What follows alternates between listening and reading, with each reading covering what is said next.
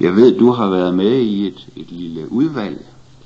Ja, og der har vi også været på en tur for at se, hvordan de har indrettet sig på nogle andre klasselokaler.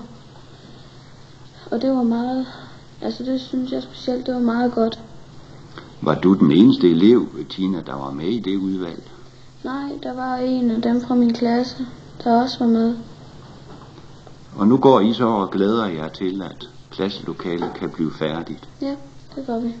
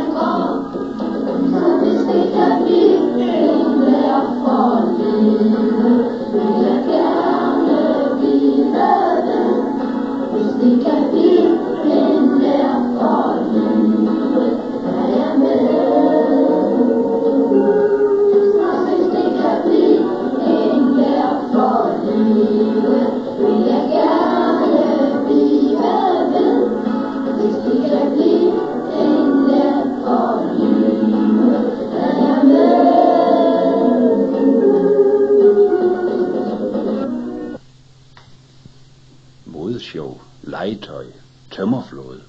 Jo, der sker mange ting på klasselærerdage. Vi har fået lov til at bringe et par klip af 5. klasse, som er ved at producere deres eget Melodi Grand Prix.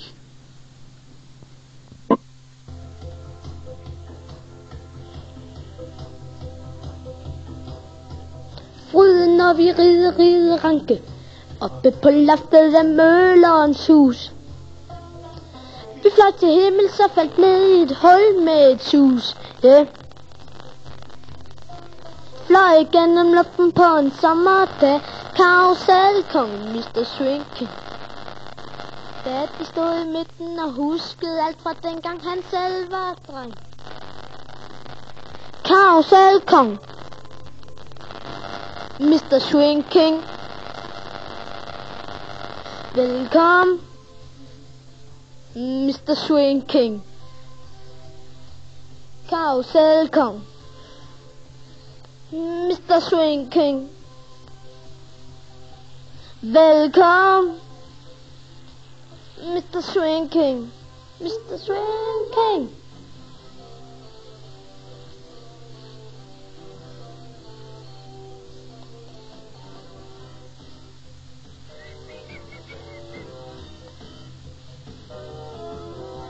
Når alting snapper sammen og bliver cool af cash, når alt bliver business og noget for noget. Så væk mig med, jeg ved ikke hvad, kammerat, men vi finder på. Et stadigt blik i øjet, når det flimrer ud, en hånd i tågen, når alting bliver tåget. Væk mig med et nip af det, som fugle får pipe og sådan noget. Karusselkongen Mr. Swinky.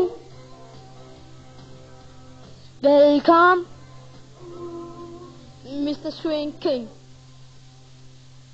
Lad være med at få dækket øjnene og munden til. Ja, fordi at så kunne man gøre det med en kop, så skulle man komme hen og smile. Hvordan kan det være, der var nogen, der skulle sidde og holde jer i hånden? Det var fordi, hvis vi nu blev bange. Ja, når man fik hele ansigtet fik. Så var det en mærkelig fornemmelse, da masken blev taget af. Ja. Synes I ikke det? Hvad synes I, der er rart ved at gå i skole? Det er sådan at lære ting. Hvad siger rigtigt? Lære at skrive og sådan, og lære at tegne pænt også. Ja, Vi legede med så en faldskærm, og så var nogen, der skulle klatre ind under, så var der nogen, der skulle stå ude og så vifte. Hvor var det henne, at I legede den store faldskærm? Det var over i gymnastiksalen. Ja. Og så lavede vi også noget for os selv at køre på nogle rullebrætter, og så klatrede vi op tårnet top. Gjorde jeg. Og ja, den faldskærm, det var den med en masse forskellige farver. Og så var der nogen, der lå inde, så lå der en hel masse inde. Mikkelsen, Men over i musiksiden, så lader vi også sange, og hvad er der Rikke sidder med i hånden? det er sådan en duk, man kan spille teater med. Og hvordan er den lavet? Den er lavet af sådan et papruller, man kan male i med sådan en farve. Så kan man også lave sådan en papirhoved, så man tegner et hoved. Har man sådan en garn, man ser som hår, så har man også sådan, man må selv bestemme, hvordan den ser ud. Så tager man også noget stykke stof, som for eksempel en kjole eller sådan bukser, og så kan man også tage tørklæde og sådan så skal man også tage sådan en tørklæde på hovedet på. Ja. Har I spillet dukketeater med dig? Ja, samtidig vi har det ikke rigtig meget tid. Vi har også lige spillet lige i dag. For et godt stykke tid siden, der arbejdede I jo sammen med første klasse, og der skulle I lære noget om kroppen og sanserne, og I arbejdede i sådan forskellige værksteder. Kan Peter fortælle noget om det? Ja, vi var inde ved første, der skulle vi kigge på et skelet. Skal vi kigge på et skelet? Ja, og så lære ting. Og så vi skulle også lære noget om inde i maven, det er det ene, om maven. Og så har Nå ja, hvad der blev af maden, når I spiste maden, ikke også? Ja.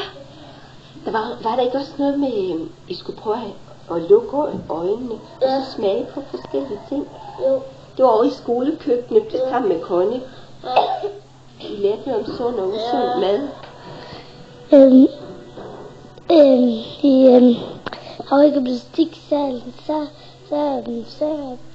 skulle vi have bind for øjnene, og så skulle vi blive ført rundt ligesom blinde mennesker. Og så når det ikke gav med, så var det de andre, der skulle have bind for og så når det ikke gav med, så måtte de gå ud og lege i frikvarter. Og så skulle I prøve, hvordan det var, hvis man var blind. Ja. Hvad siger I?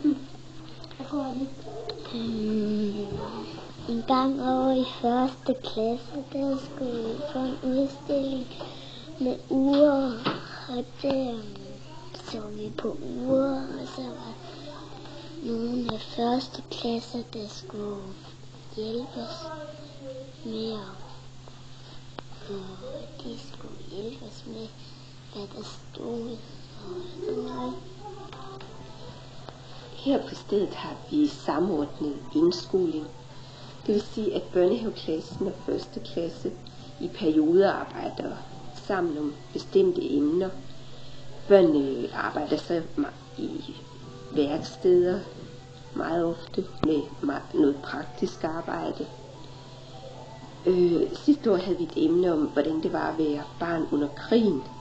Vi sendte breve ud til børnenes bedsteforældre og fik nogle meget dejlige breve tilbage, hvor bedsteforældrene fortalte om deres barndom. Vi lånte en masse legesager og ting og sager fra museet i Viborg, som børnene måtte få lov til at lave skuespil med og gætte på, hvad det var. Der var værksteder, hvor børnene kunne fremstille kartoffelmel og lave erstatningskaffe og bage sådan en speciel slags sparebrød. Og der var værksteder, hvor børnene kunne fremstille gammeldags legetøj.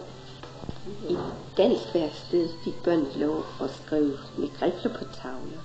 De digtede historier om gamle dage.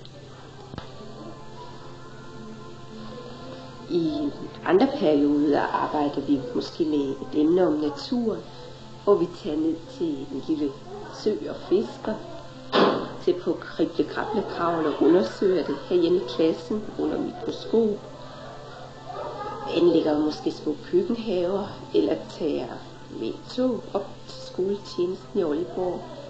Der er det en meget stor oplevelse for børnene at prøve at holde mus i hænderne, prøve at røre ved strømpebåndsnoge og få fortalt en hel del om, hvordan dyrene lever, og hvordan man i særlig grad passer kæledyr. Andre emner, jeg sådan lige kan komme i tanke om, vi har arbejdet med, det kan være sådan noget som vikingetiden, et emne om indianer, eller noget om, hvordan børn har det i andre lande. Vi prøver så vidt muligt at lave tingene så konkret som muligt, at børnene får ting og sager, virkelige ting op i hænderne, de kan tage og føle på, og gøre det